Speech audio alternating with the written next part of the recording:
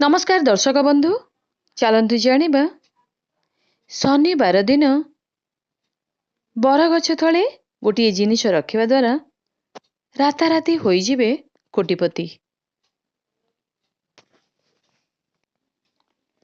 दर्शक बंधु, टंका काहाको आबा दरकार न थाए। समस्ते एक भल लाइफ बंचिबाकू चाहिथांती, जेउथिरे टंका पैसार अभाव न थाए। तेबे आमे आपणଙ୍କୁ कहि रखिबा पई चाहूछु जे टंका रोजगार करिबा पई आम समस्तଙ୍କୁ किछि ना किछि काम तो निहाती भावरे करिबाकू पड़िबो। हेले अनेक समयरे व्यक्ति बहुत काम करी ता प्रतिबदलरे से विलासपूर्ण भावे रहिबा बदलरे निराश पाई थाए। तेबे आज आमे आपणଙ୍କୁ जे उपाय कहबा पई जाउछु सेही उपाय को जदि आपण बरगछ निकटरे शनिवार दिन करिवे तेबे आपणकर अर्थ को नेई रहुथिबा समस्या गोटी गोटी करी दूर हेबाकू लागिबो। जेउ लोकमाने व्यवसाय करूचंती शनिवार दिन आपणଙ୍କୁ एक बरगछ निकटकू जिबाकू पड़िबो। निज साथीरे पान गुआ एवं 1 टंकार कॉइन मध्य नेकी जिबाकू पड़िबो।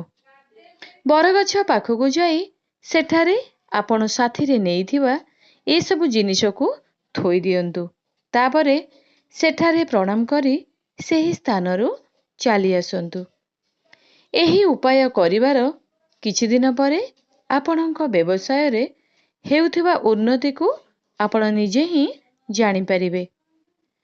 शनिवार दिन बरगछ को हळदी एवं केसर चढ़ाइबा फଳରେ बहुत लाभ मिली थाए। बरगछरे हळदिया सूता बांधिबा द्वारा व्यक्तिर भाग्य मध्य चमकी उठी थाए। व्यवसाय रे भल लाभ देखिबाकू मिली थाए। दुईरे नाली कपड़ारे नड़िया बांधी बरगछ मूलरे रखी देई आसंतु। एहा करिबा द्वारा आपणଙ୍କୁ आपणଙ୍କ कर्म क्षेत्र रे निहाती भावे सफलता मिली थाए। तेबे दर्शक बंधु, एही सब उपाय को करिबा बेले निज मनरे विश्वास और भरोसा रहिथिबा निहाती दरकार। निष्ठा सहकारे आमे जे कोनोसी महत उद्देश्य रे कार्य करिथाउ सेही मनोवांछा आपणकर खूब शीघ्र पूर्ण होइताए। तेबे एही उपाय गुडी को आपणଙ୍କୁ शनिवार रे ही करिबाकू पड़िबो।